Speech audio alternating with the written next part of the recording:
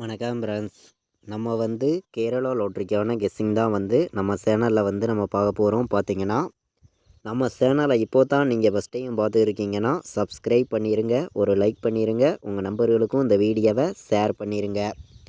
இன்றைக்கி தேதி பார்த்திங்கன்னா 18ஆம் தேதி 4வது மாதம் 2024.